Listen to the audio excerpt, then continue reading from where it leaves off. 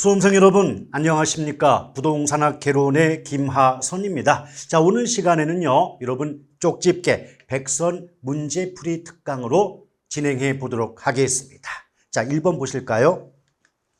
부동산학에 관한 설명 틀린 걸 물어봤는데 일단 벌써 문제에서 부동산학 이 말이 나오면 부동산학의 학문적 성격이라든지 연구 목적, 연구 대상, 접근 방법, 이념, 일반 원칙 이런 것들을 가지고 출제가 된다고 볼 수가 있겠습니다.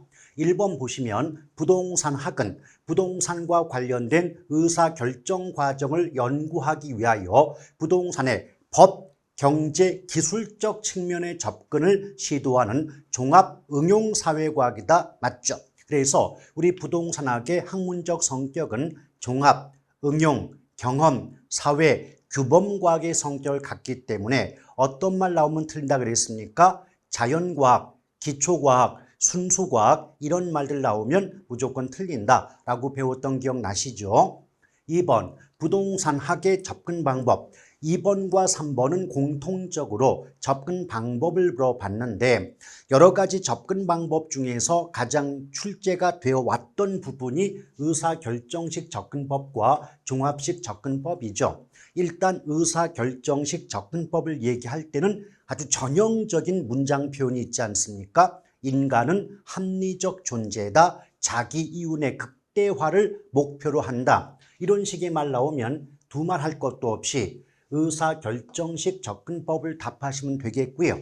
또 종합식을 얘기할 때는 복합 개념, 시스템, 종합 이런 단어가 연결된다라고 배우셨던 기억이 있지요. 또 4번에 보면 부동산학은 추상적 학문이 아니라 구체적인 경험과학이다. 그럼 4번까지 모두 맞았기 때문에 정답이 5번 같은데 자, 부동산학의 일반 원칙으로서 경제성의 원칙은 소유 활동에 있어서 최유효 이용의 원리를 지도 원리로 삼고 있다. 언뜻 보면 그럴듯하죠. 근데 우리 뭐 배웠어요? 부동산 활동은 크게 소유 활동과 거래 활동을 구분할 수 있고 소유 활동에는 최유효 이용의 원리, 또 거래 활동에는 거래 질서 확립의 원리가 지도 원리로 적용이 된다라고 배웠던 기억 나시죠? 그런데 이런 것들은 모두 부동산학의 일반 원칙 중 능률성의 원칙과 관계가 있다라고 배우시지 않았습니까? 그럼 능률성이 나와야 되는데 경제성이 붙어 있기 때문에 1번은 5번이 틀린 답이라고 볼 수가 있겠죠. 자, 2번 볼게요. 부동산 개념 물어봤죠.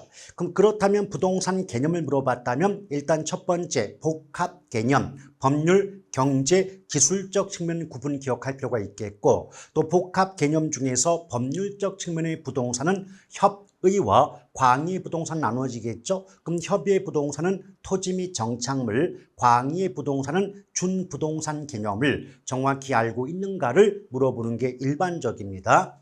1번 보시면 토지와 그 토지 위의 정착물이 각각 독립된 거래의 객체이면서도 일단 포인트 독립된 거래의 객체란 말 나오면서 하나의 결합된 상태 이런 단어가 연결되어 있으면 주저할 것 없이 복합부동산을 답으로 하시면 돼요. 자, 복합부동산 맞네요. 또 복합부동산은 감정평가 시 일괄평가의 대상이 된다는 것도 알고 계신 내용 아니겠습니까? 자, 2번 민법에서 민법에서 부동산 이걸 다르게 바꾸면 협의의 부동산이라고 말할 수 있겠죠. 자, 토지와 정착물을 말하는 바 토지 소유자는 법률의 범위 내에서 토지를 사용, 수익 처분할 수 있으며 토지 소유권은 정당한 이익이 있는 범위 내에서 토지의 상하에 미친다. 자, 상하에 미친다는 건 결국 뭐죠?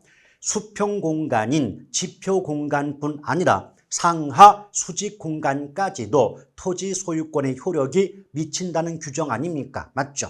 이것을 바탕으로 어떤 문장을 만들 수 있냐면 우리나라 민법에서는 토지 소유권의 입체 공간적 효력을 인정하고 있다. 이런 식의 문장을 사용할 수가 있게 되는 겁니다.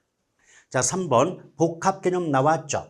어느 파트를 불문하고 복합 개념 이 말 나오면 법률, 경제, 기술 법경기 3대 측면이 포함되어 있다고 배웠던 기억 나실 거고요.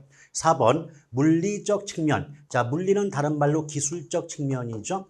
기술적 측면의 부동산은 공자위환, 공간, 자연, 위치, 환경 네 가지 포함되죠. 그럼 공간, 자연이 포함되고 물리적 개념은 부동산 활동의 대상인 유형적 측면의 부동산을 이해하는 데 도움이 될 수 있다. 맞아요. 왜냐하면 우리가 앞서서 복합 개념 배울 때 복합 개념은 크게 법경기 3대 측면을 모두 포함한다고 배우신 바 있죠. 이 중에서 법률과 경제적 측면은 눈에 보이지 않는다, 형태가 없다는 관점에서 무형적 측면, 기술 또는 물리적 측면은 눈에 보인다는 점에서 유형적 측면의 부동산으로 구분했던 기억 나지 않습니까? 그래서 4번도 맞고요. 5번 보면 법률적 개념의 부동산 그러면 협의의 부동산, 광의의 부동산 이런 말들이 나와줘야 돼요. 그런데 자산, 생산 요소, 상품, 위치, 환경 그랬죠. 그럼 자산부터 상품까지는 경제적 측면 또는 경제적 개념의 부동산이고 위치와 환경은 물리 또는 기술적 개념의 부동산 아니겠습니까? 따라서 2번의 정답은 5번일 수밖에 없네요. 자, 3번 볼게요. 부동산의 개념, 또 개념을 물어봤죠? 틀린 겁니다. 토지는 제품 생산에 필요한 부지를 제공하는 생산 요소인 한편 생활의 편의를 제공하는 최종 소비재이기도 하다. 맞습니다. 자자생소품이죠. 자, 부동산의 법률, 경제, 물리. 물리가 결국 기술이니까 법, 경기 3대 측면을 결합한 것을 복합 개념이라고 해야 되죠. 자, 복합 개념이 나와야 되는데 복합 부동산이 그랬으니까 2번이 틀린 문장에 해당이 됩니다. 나머지 좁은 의미, 즉 협의의 부동산은 민법상 부동산으로서 토지 및 정착물을 말하는 거 맞고요. 또 준부동산은 등기, 등록의 공시 방법을 갖춤으로써 부동산에 준하여 취급되는 동산 등을 말한다. 또 이런 준부동산은 광의, 넓은 의미의 부동산에 포함된다고 배우셨던 기억 나지 않습니까? 4번 같은 경우는 건물 소유권 보존 등기된 임목 이하 내용들은 아주 전형적이고 대표적인 토지로부터 독립하여 거래의 객체가 될 수 있는 독립 정착물의 종류를 열거하고 있는 거죠. 잘 기억할 필요가 있겠고 또 5번의 경우는 정착물의 뜻과 더불어 정착물은 토지의 일부가 되는 물건인 종속정착물과 토지와는 독립하여 거래의 객체가 될 수 있는 물건인 독립정착물로 구분된다는 내용에 해당이 되겠습니다. 자, 4번 볼게요. 토지의 분류 및 용어에 관한 설명 옳은 건데 벌써 토지 분류 그러면 크게 법률에 의한 구분이 한 가지 있고요. 부동산 활동에 따른 분류 두 가지 나눠지는데 법에 의한 구분은 크게 국계법, 국토의 계획 및 이용에 관한 법률상 용도지역, 용도지구, 용도구역 구분하는 것 아실 거고요. 또 공정법, 공간정보의 구축 및 관리 등에 관한 법률상 28개의 지목으로 구분되는 것, 이 두 가지를 묶어서 법에 의한 구분이라고 얘기합니다. 그런데 개론에서는 보통 부동산 활동에 따른 분류가 일반적으로 출제가 많이 되고 있다라고 볼 수가 있겠죠. 첫 번째, 낮이 나왔거든요. 낮이라고 하는 것은 땅만 있다. 땅 위에 건축물이 없는 경우를 우린 낮이라고 배웠던 기억 나죠. 예쁘게 포장하면 낮이란 지상에 그 건축물 등 개량물이 없는 토지로서 지상권 등 토지의 사용 수익을 제한하는 사법상 권리가 설정되지 아니한 토지를 말한다. 이렇게 들어봤던 기억 나지 않습니까? 맞죠? 그런데 읽어보니까요. 용적률, 건폐율 등의 공법상 규제 때문에 건축하지 못하고 비워둔 땅은 이건 공지죠. 그래서 낮이가 틀렸고요. 2번 후보지. 자, 후보지. 우리가 후보지와 이행지 차이점 뭐죠? 용도지역 간의 용도가 전환 중인 땅은 후보지가 되지만 동일한 용도지역 내에서 용도가 전환 중일 때는 이행지라고 배웠던 기억 나요, 안 나요? 그렇죠. 그래서 후보지간 이행지 내를 기억해 두시길 바랍니다. 근데 읽어보니까요, 용도적 지역에 분류 중 세분된 지역 내에서 용도가 전환된다 그랬죠. 그럼 용도 지역 내라고 나왔으니까 이건 후보지가 아니라 이행지를 의미한다고 볼 수가 있겠네요. 3번 빈지는 일반적으로 바다와 육지 사이의 해변 토지다 까진 좋았는데 바다와 육지 사이의 해변 토지는 법적으로 소유권을 인정받을 수 없는 땅이 되어버렸거든요. 그렇다면 보통 시험에 출제가 될 때 어떻게 나와죠? 빈지란 소유권이 인정되지 않는 바다와 육지 사이의 해변 토지를 말한다. 보통 이렇게 출제가 되지 않습니까? 맞죠? 그런데 뒤에 보니까 소유권이 인정된다고 했기 때문에 3번은 틀렸다라고 보시면 됩니다. 빈지는 법적으로 소유할 수 없지만 활용 실익은 있는 땅이라고 배웠던 기억 나시죠? 자, 4번의 정답은 이제 3번도 틀렸고 지금 이거 옳은 거니까 4번 획지는 인위적, 자연적, 행정적 조건에 따라 다른 토지와 구별되는 가격 수준이 비슷한 일단의 토지를 말한다. 아주 전형적인 문장 맞네요. 정답 4번이고요. 5번 공한지는 특정의 지점을 기준으로 포인트 택지 이용의 최원방권 이 말 나오면 무조건 정답은 한계지죠. 자, 그래서 4번의 정답은 4번에 해당이 되네요. 자, 5번 볼게요. 역시 토지 분류 및 용어에 관한 설명 옳은 걸 물어봤습니다. 1번 전답, 임야 등의 지반이 절토되어 하천으로 변한 땅. 이건 당연히 호락지죠. 근데 이때 지반이 절토된다 이 말 대신에 침식작용, 하천으로 변한 토지 이 말 대신에 수면 밑으로 잠긴 토지, 수면 밑으로 잠긴 이렇게 말을 바꿔내는 경우도 종종 있다고 하는 거 함께 기억해 주면 좋겠네요. 자, 2번 대지는 타인의 토지에 둘러싸여 타인의 토지에 둘러싸여 도로의 접속면을 가지지 않는 땅. 근데 저 같으면 타인의 토지에 둘러싸여까지만 보고 이미 정답을 맹지라고 볼 거예요. 그래서 맹지와 대지의 차이점 뭘까요? 대지는 어때요? 좁은 통로에 의해서 공도, 즉 도로와 접속면을 갖는 땅으로서 원칙적으로 건축 허가는 받을 수 있는 땅. 그에 비해서 맹지는 사방이 다른 토지에 에워싸여 있기 때문에, 둘러싸여 있기 때문에 그 토지의 어떤 면도 공도와 도로에 접속된 면이 없는 땅을 말하고 당연히 원칙적으로 건축 허가를 받을 수 없는 땅의 차이점 잘 기억해 두시면 좋겠습니다. 자, 법지는요. 택지 경계와 접한 경사된 토지 부분, 자, 경사진 부분, 경사라는 말 나오는 순간 일단 법지가 맞는데 나머지도 맞는가 볼게요. 법률상으로는 소유를 하고 있지만 실익은 없는 땅을 말한다. 정확히 맞네요. 그래서 정답은 3번. 나머지 볼게요. 표본지 나왔는데 그 뒤에 지가의 공시 나왔거든요. 그러면 이건 표본지가 아니라 표준지가 돼요. 그럼 이제 실제 문제에서 어떤 때는 표본지가 답이고 어떤 경우에 표준지가 답이 되느냐 간단한 방법 알려드릴게요. 자, 표준지가 답이 되려면 지가의 공시란 말이 따라 붙고요. 자, 표본지가 답이 되려면 지가 변동률 이런 말이 따라 붙는 거죠. 자, 지가 공시 나오면 표준지, 지가의 변동률 나오면 표본지를 답하셔도 전혀 지장이 없을 듯 합니다.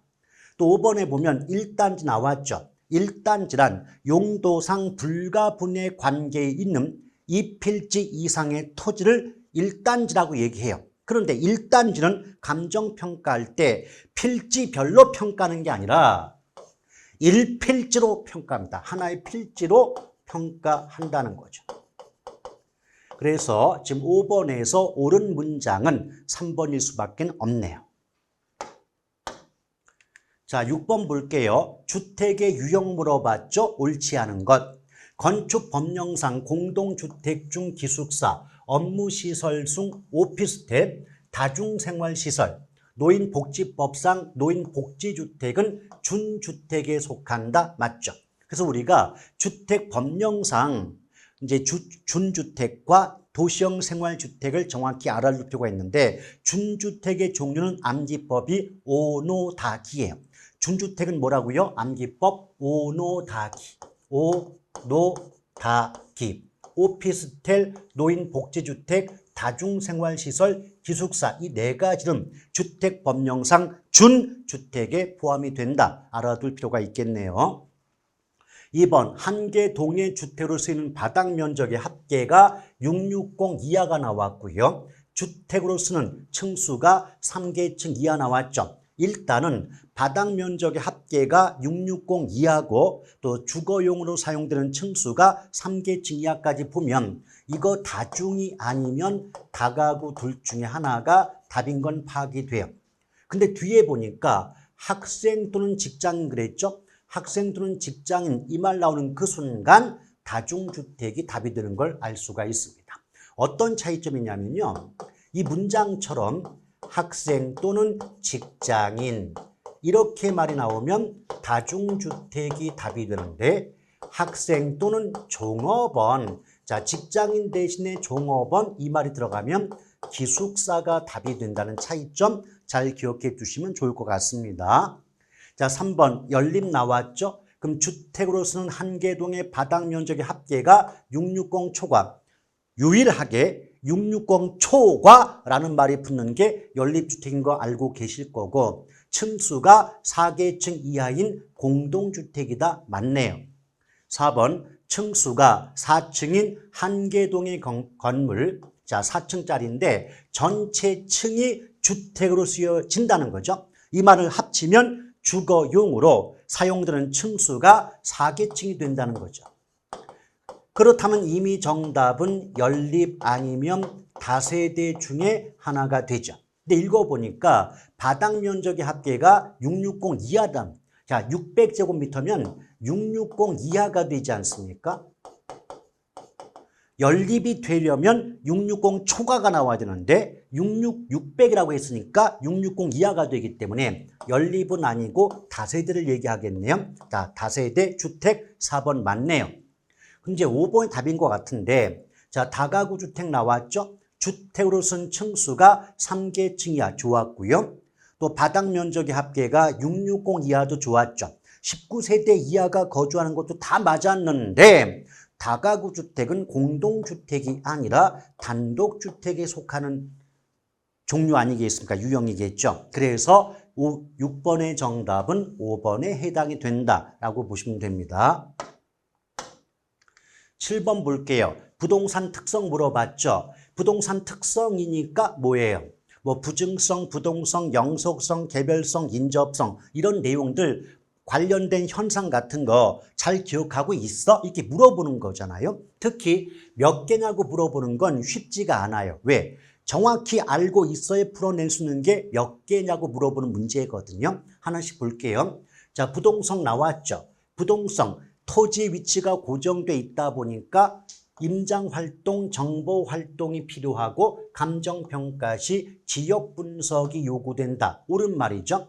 특히 부동성 나오면 임장 정보 활동, 지역 분석 추가한다면 뭐 외부 효과 또 이 국지라는 단어가 나왔을 때도 역시 부동성을 답으로 하는 것 알고 계시지 않습니까?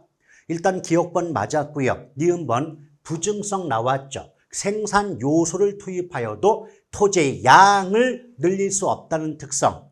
부증성 맞죠? 그래서 토지가 가면 갈수록 부족해지니까 독점 소유 욕구를 가질 수밖에 없고 토지용이 집약화된다. 이것 이외에 부증성 관련해서는 균형 가격의 형성이 곤란하다. 또 지대 또는 지가를 발생시키는 것과 관계가 있다. 그리고 최유효 이용의 성립 근거가 되고요.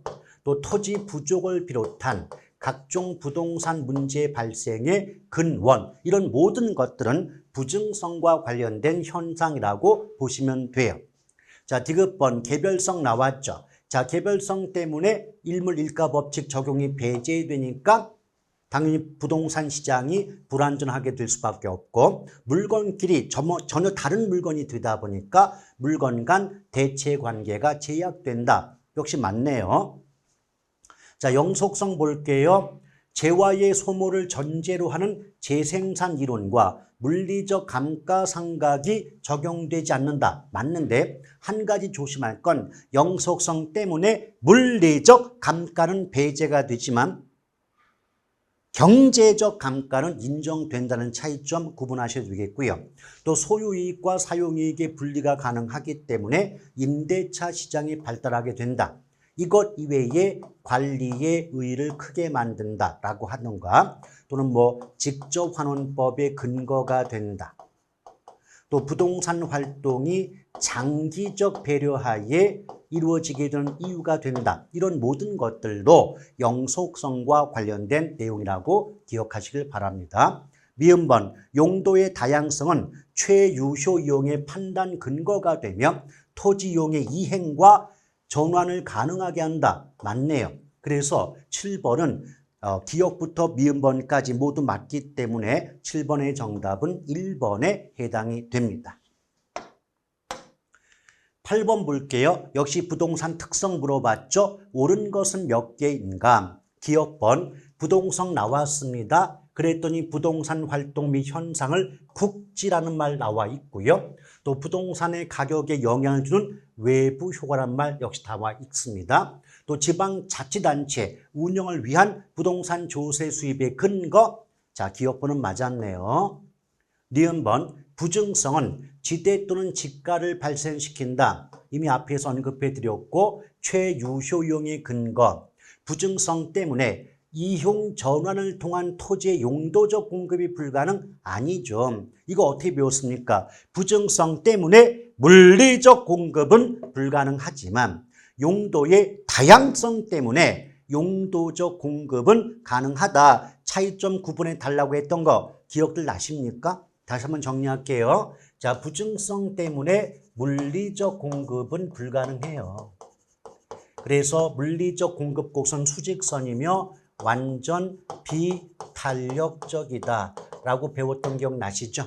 이에 비해서 용도의 다양성, 자, 용도의 다양성 때문에 이행과 전환을 통한, 즉 용도의 전환을 통한 용도적 공급은 가능하게 된다. 차이점 구분해서 기억해 달라고 말씀드렸던 그런 내용이 있지 않습니까? 그렇죠? 자, 니은번 틀렸고요. 디귿번 개별성 때문에 부동산 활동이 개별화. 자, 문장 속에서 개별이라는 단어가 나오면 특성은 무조건 개별성이라고 보셔도 지장 없으세요. 또 부동산에 대한 정보 수집이 어렵게 되고 그만큼 비용이 커질 수밖에 없다. 디귿번은 맞았고 리을번 영속성 때문에 토지는 물리적, 경제적 측면에서 감가상각을 하게 되면 틀렸죠. 우리 조금 아까 뭐라고 했죠? 영속성 때문에 물리적 감가는 배제된다. 즉 물리적으로 가치가 깎이진 않는다 그랬는데 물리와 경제 모두 합해서 감가된다 했기 때문에 틀린 겁니다. 자, 리을번 틀렸고 미음번 인접성 때문에 부동산의 수요와 공급이 불균형하여 균형가격 형성이 어렵다는 건 부증성과 관계되어 있는 거죠. 인접성이 아니죠. 따라서 8번에서는 맞는 문장은 기억과 디귿 두 개이기 때문에 정답은 5번에 해당이 되겠네요. 자, 9번 볼게요. 부동산의 수요 및 공급에 관한 설명 틀린 걸 물어봤습니다. 1번 부동산 수요 곡선상 수요량은 주어진 가격 수준에서 구매 의사와 능력이 있는 수요자가 구매하고자 하는 최대한의 수량을 의미한다. 맞아요. 2번 부동산 수요 및 공급은 일정 기간 나왔죠. 기간은 유량, 저량, 유량이죠. 유량은 플로우입니까? 스톡입니까? 플로우죠. 그래서 플로우의 개념이다. 맞고요. 3번 주택 임대료가 상승하면 다른 재화의 가격이 상대적으로 하락하여 임대 수요량이 감소하는 것은 대체 효과에 대한 설명이 다 맞는데 여러분들이 수업할 때 소득 효과다, 대체 효과다 들어본 적은 있잖아요. 맞죠? 근데 그 수업을 들을 때는 그렇게 어렵지 않게 이해가 될 수 있었는데 막상 문장을 접하시잖아요. 그러면 구분이 잘 안 가십니다. 그럴 때 제가 요령이 뭐라 그랬어요? 문장 속에서 같은 물건 하나만 나와 있으면 소득 효과고 서로 다른 물건 두 개가 나오면 대체 효과가 답이라고 했던 거 기억나십니까? 여기 보세요. 주택 나왔죠? 그리고 다른 재화 나왔죠? 그 물건이 몇 개입니까? 주택이라는 물건과 주택이 아닌 다른 물건 두 개가 있잖아요. 그럼 이것은 뭐죠? 그렇죠. 대체 효과가 맞는 표현이죠. 자, 4번 A제와 B제의 관계가 보완제 그랬거든요. 일단 보완제 암기법은 보가수반이잖아요. 맞죠? 그러면 보완제는 가격과 수요가 반대로 바뀝니다. 그러면 A제 가격이 오르죠? 그럼 B제 수요가 증가한다. B제 수요가 증가한다 그랬는데 지금 한쪽 물건의 가격과 다른 쪽 물건의 수요가 지금 같은 방향으로 바뀌지 않았습니까? 맞죠? 이것은 보완제가 아니라 대체제가 돼야 되죠. 대체제일 때는 가격과 수요가 같은 방향입니다.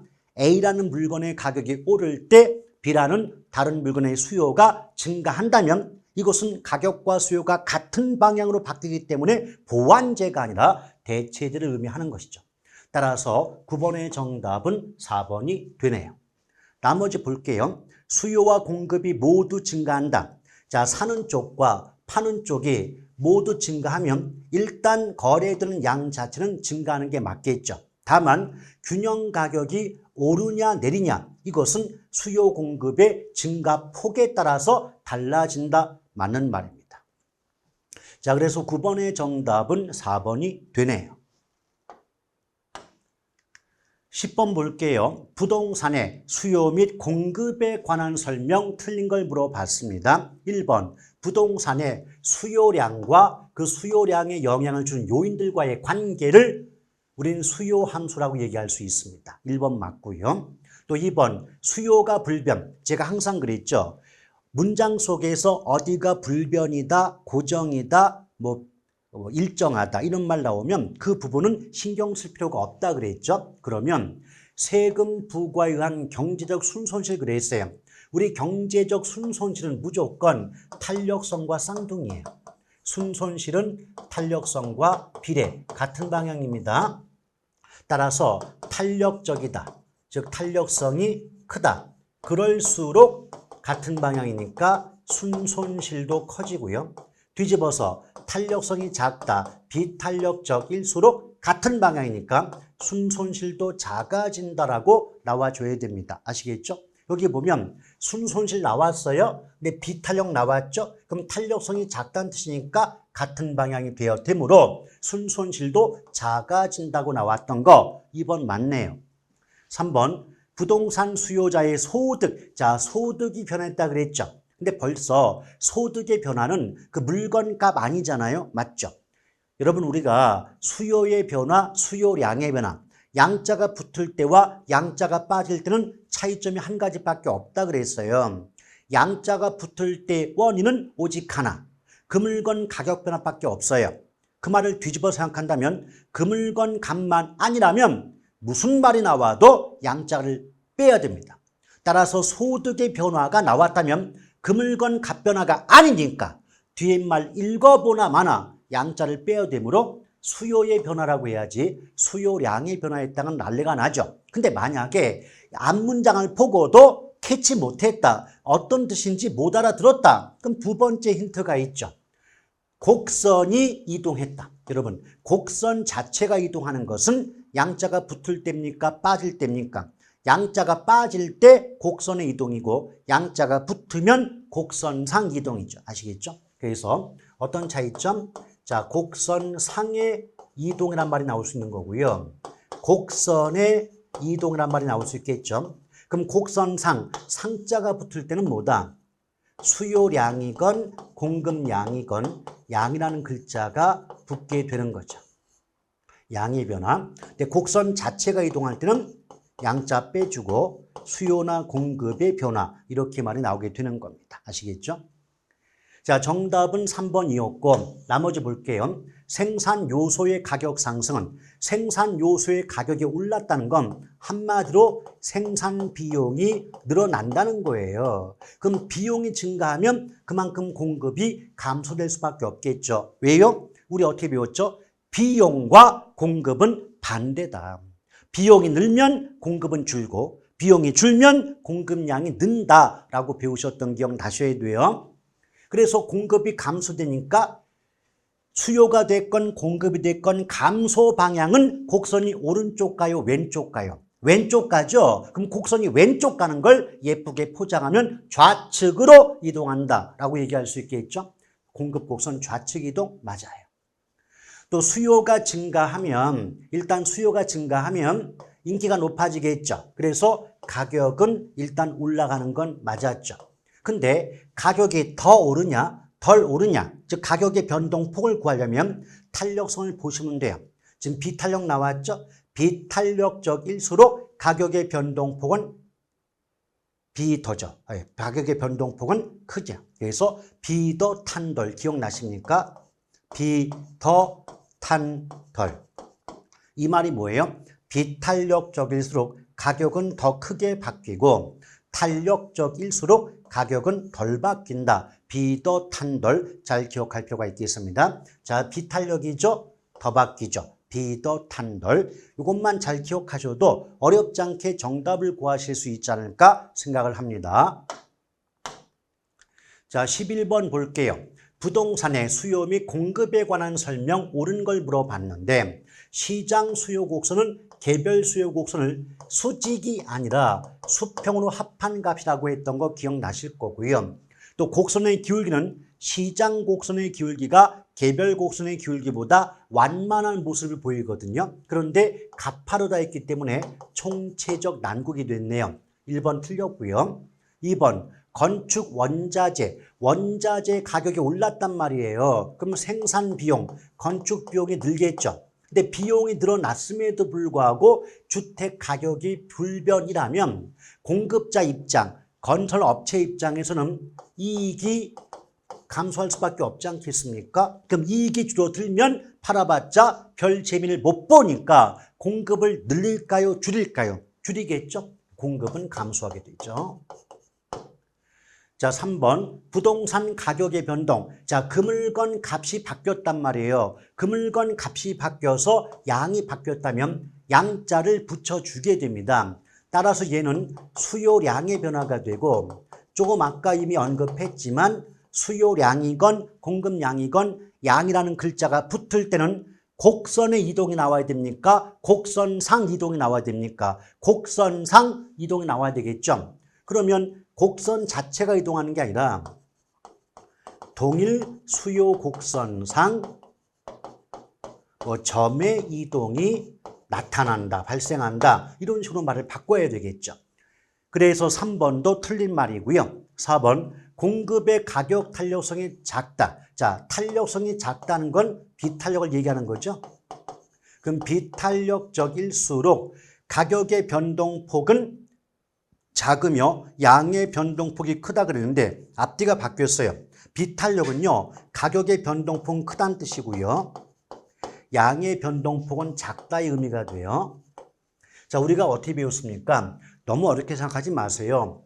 탄력성을 구분할 때 비교 변수가 두 개밖에 없다니까요. 가격의 변화와 양의 변화 두 가지 말면 돼요. 아시겠죠? 그럴 때 가격의 변화보다 양의 변화가 더 큰 경우를 우린 탄력적이라고 말을 해요. 근데 이거 한번 생각해 볼까요? 탄력이라고 얘기할 때는 양 입장에선 많이 바뀌지만 가격 입장에선 적게 바뀐다의 뜻 아닌가요? 맞죠? 그래서 탄력이 나오면 가격은 오르건 내리건 적게 바뀌니까 가격의 변동폭이 작다고 할 수밖에 없는 거겠죠. 그에 비해서 비탄력은요, 탄력과 정반대니까 가격의 변화보다 양의 변화가 적을 때가 비탄력 아닙니까? 맞죠? 그럼 비탄력은 양 입장에선 적게 바뀌지만 가격 입장에선 많이 바뀌잖아요. 안 그래요? 부등호 보시면 나오죠. 그래서 비탄력이면 가격은 오르건 내리건 더 크게 오르고 더 크게 바뀌니까 묶으면 비탄력일 때는 가격의 변동폭은 크고 상대적으로 양의 변동폭은 작다라고 나올 수밖에 없는 구조 아니겠습니까? 아시겠죠? 자, 균형 상태인 아파트 시장에서 수요자들의 소득이 증가한다는 건 주머니 사정이 좋아지는 거니까 수요가 증가하는 원인에 해당되죠. 그럼 수요가 증가하면 인기 높아지니까 거래량 늘고요. 가격은 올라가죠. 그래서 11번의 정답은 5번에 해당이 됩니다. 12번 볼게요. 부동산의 수요 및 공급에 관한 설명 중 틀린 걸 물어봤죠. 1번, 용도 변경을 제한하는 법규가 완화된다. 용도 변경을 막는 법규가 완화된다는 건 그만큼 용도의 전환이 용이해진다. 우리 어떻게 배웠죠? 용도 전환이 용이할수록 용도의 다양성이 클수록 탄력성이 더 커진다라고 배웠던 기억나시죠? 따라서 공급은 이전에 비해서 더 탄력적이 된다. 맞고요. 2번, 가격이 상승해도 단기적으로 부동산의 공급량이 크게 늘 수 없는 이유가 되는 건 당연히 공급이 비탄력적이기 때문 아니냐 이 말입니다. 양의 변동이 클 수 없을 때 비탄력이라고 말할 수 있는 거죠. 3번, 수요량은 일정 기간에 실제로 구매한 수량 아니죠. 여러분, 수요가 됐건 공급이 됐건 앞으로 구매하고자 또는 판매하고자 하는 의사 또는 욕구라고 배우면서 수요와 공급은 공통적으로 사전적 개념이다 라고 배웠던 기억 나요 안 나요? 나시죠? 그러면 수요량도 실제로 구매한 양이 아니라 구매할 의사와 능력이 있는 수량이 될 것이고 공급량도 실제로 판매한 양이 아니라 앞으로 판매할 의사와 능력이 있는 수량을 의미한다라고 얘기해야 되지 않겠습니까? 그래서 12번의 정답은 3번이 되네요. 나머지 규제의 완화, 조세 감면이라는 요인으로 곡선 자체가 이동했다면 이것은 양자가 빠져야 되니까 수요의 변화다 맞고요. 또 일반적으로 금리가 하락하면 이자 부담 줄어서 목돈을 많이 빌려올 수 있으니까 고가품인 부동산의 수요가 증가할 수밖에 없고요. 또 주택 가격이 상승하면 주거용지의 공급은 증가한다. 이게 뭐냐면 집값이 올라가게 되면 집을 짓는 주택 공급자, 건설업체 입장에서 수익이 올라가겠죠. 그러면 더 많은 돈을 벌고자 주택의 공급을 늘리려고 하겠죠. 그럼 주택 공급을 늘리려면 땅이 있어야 집을 지을 거 아닙니까? 맞죠? 그러니 주거용지의 공급도 증가할 수밖에 없는 거죠. 따라서 12번의 정답은 3번이 됩니다. 13번, 다음 부동산과 관련된 경제 변수들, 유량 변수와 저량 변수가 옳게 묶인 걸 물어봤는데 일단 앞부분이 유량이고 뒷부분이 저량입니다. 잘 보세요. 기업권의 재고는 대표적인 저량 아닙니까? 맞죠? 그럼 최소한 앞에 유량 변수 보기 속에 기억이 들어가면 안 될 거 아니에요. 맞죠? 그럼 기억권 들어간 보기를 제외해주면 이제 3, 4, 5로 답이 압축이 되고요. 또 니은번 볼게요. 신규자 붙었죠. 그럼 대표적인 유량에 해당하지 않겠습니까? 그럼 앞에 3, 4, 5번 중에 보기 내용에는 반드시 니은이 있어야 되므로 4번도 답에서 제외가 되죠. 그럼 3번과 5번 보기를 좀 비교해 볼까요? 니은, 리을, 이응. 니은, 리을, 이응 세 개는 지금 3번, 5번이 공통적이죠. 디귿번까지 4개가 똑같아요. 그러면 요 미음이 문제인데 미음이 유량 변수면 5번이 답이고 미음이 유량이 아니라면 자동적으로 3번이 답이 될 수밖에 없지 않겠습니까? 맞죠? 자, 미음 볼게요. 어머, 인구 나왔네. 인구는 대표적인 저량 변수인 거 아시잖아요. 그럼 굳이 나머지 아니 보셔도 이 문제의 정답은 3번임을 알 수가 있죠. 오케이? 자, 답은 구했고 연습 삼아서 자본 총량. 자, 자본 나오고 총량 나왔으니까 저량. 근로자 임금은 유량, 주택보급률 저량, 건물 임대료 수입은 유량, 통화량 저량, 생산량 유량입니다. 자, 그래서 13번의 정답은 3번에 해당이 되겠네요. 14번 볼게요. 아파트 시장에서 수요 곡선을 우측으로 이동시킨다. 곡선이 오른쪽 간다는 건 증가이기 때문에 이 문제는 수요 증가 원인을 골라볼래 이런 뜻이고요. 또 수요 곡선을 좌측으로 이동한다. 곡선이 좌측 가는 건 감소를 의미하는 거니까 역시 수요의 감소 요인을 골라볼래 이런 말이죠.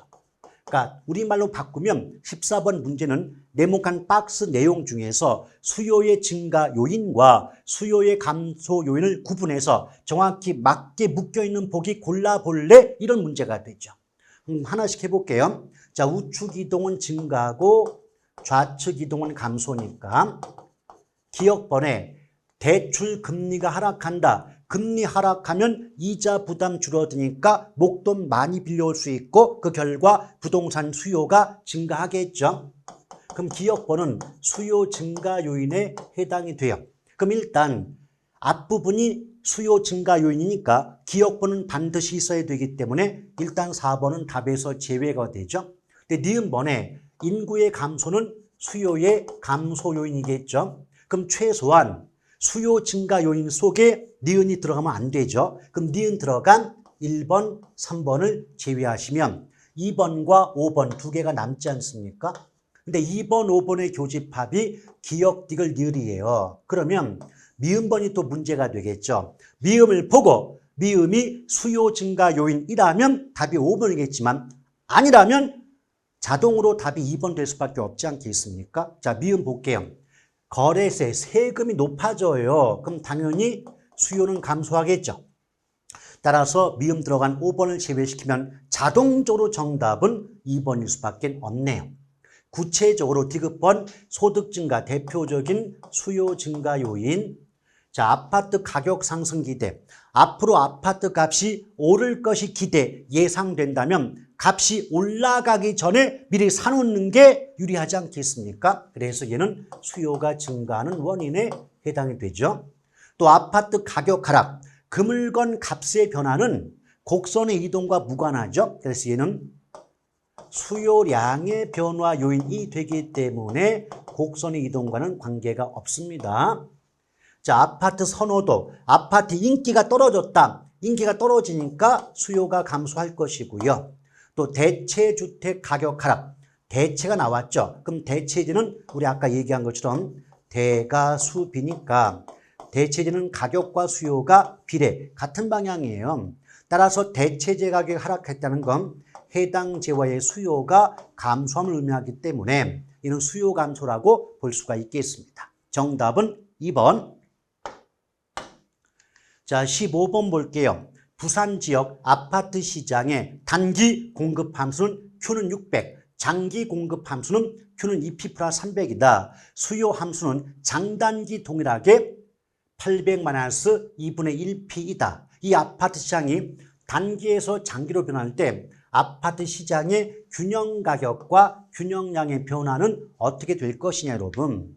어차피 함수값 이용해서 가격과 양을 많이 구해 보시지 않았습니까? 걱정할 거 없어요. 일단 균형이 되려면 수요량과 공급량이 일치해야 되겠죠. 그럼 첫 번째 수요함수 800-2분의 1P와 단기 공급함수 600의 값이 같아야 돼요. 이렇게 값을 구할 때 균형 관련된 계산할 때는 요령이 뭐예요? 그렇죠. 같은 것끼리 묶어라. 숫자는 숫자끼리, P는 P끼리. 두 번째 빼기가 넘어가면 더하기, 더하기가 넘어가면 빼기. 이것만 알면 끝나는 거예요. 아시겠죠? 그럼 해볼게요. 자, 숫자끼리 묶어야 되니까 더하기 넘어갔죠? 빼기 600은 빼기 넘어가니까 2분의 1P인데 2분의 1, 이 말이 좀 부담감이 드시면 2분의 1 나눠주면 0.5 아닙니까? 그럼 2분의 1이 열받으면 0.5이라고 바꿔줘도 관계없어요. 그럼 결론이 뭐냐?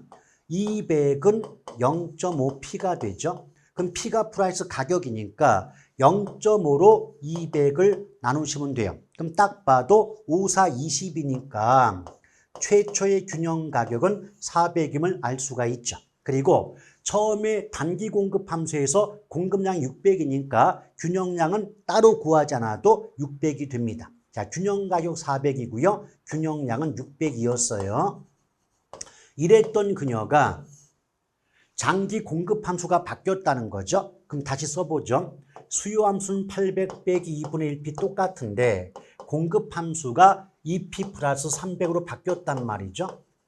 근데 복잡한 거 없어요. 숫자는 숫자끼리, p는 p끼리, 더하기 넘어가면 빼기, 빼기 넘어가면 더하기.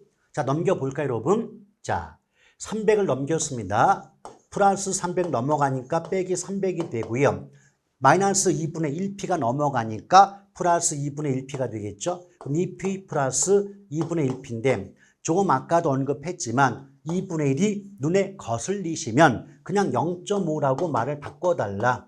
그럼 결론 800 빼기 300은 500이죠. 2p 더하기 0.5p는 2.5p예요. 맞죠? 오케이? 그럼 어때요? 프라이스, p가 프라이스 가격이니까 2.5로 500을 나누면 이거 200이잖아요. 그럼 첫 번째 균형 가격은 400에서 200으로 200만큼 하락한다, 감소한다고 말할 수 있는 거죠. 또 가격이 구해지면 아무데나 함수값 p가 가격이니까 여기에 가격을 대입해 보시면 양이 나옵니다. 지금 가격 200이었죠? 200 대입해 볼게요. 2 곱하기 200은 400이죠? 그럼 400 더하기 300은 700 아닙니까? 그럼 두 번째의 균형량은 700이죠? 그럼 양은 600에서 700으로 100만큼 증가했음을 알 수가 있죠. 그럼 보기 5개 중에서 가격은 200이 내려가고 양은 100이 증가한다. 이렇게 나온 보기가 있습니까? 네, 있네요. 3번이 정답이 되겠습니다.